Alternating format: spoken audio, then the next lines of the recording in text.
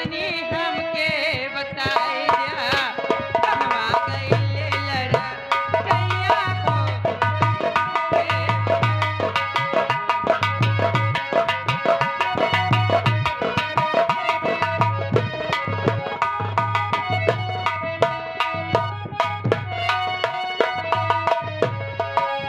हमके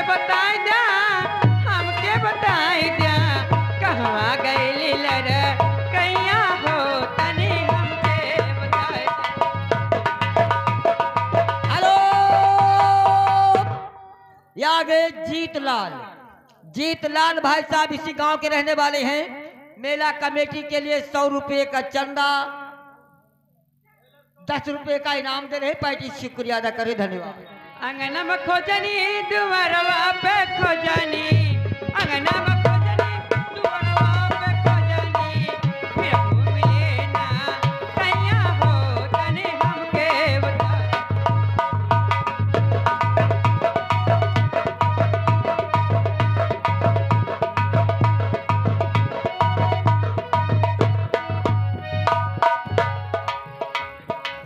बागा में खोजनी बगीचा में खोजनी बागा में खोजनी बगीचा में खोजनी फिर हो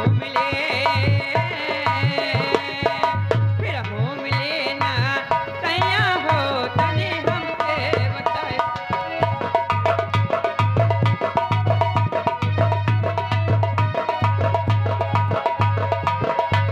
हेलो हो श्री राम जानकी बैठे मेरे सीने में श्री राम जानकी बैठे मेरे सीने में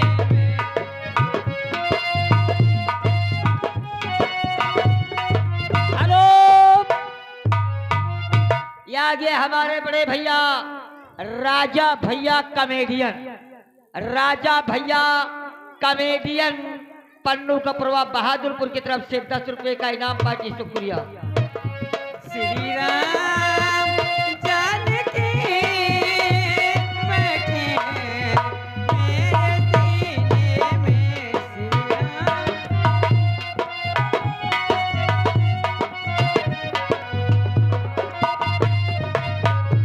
राम रसिया हूँ मैं राम सुमिरन करूँ राम रसिया हूँ मैं राम सुमिरन करूँ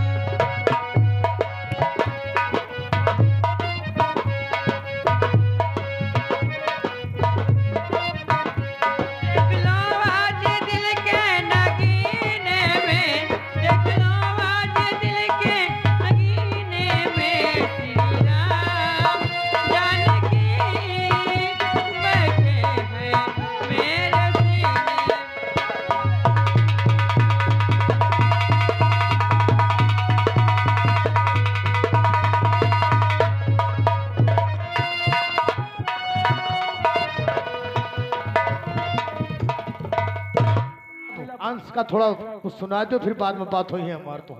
अंश जी के लिए एक छोटी सी चलते चलते 2 लाइन की सोहर, उसके बाद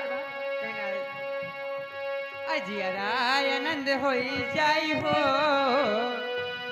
जियरा आनंद होई जाई हो जब लाल खेले अंगनावा जियरा आनंद होई जाई हो जब लाल खेले अंगनावा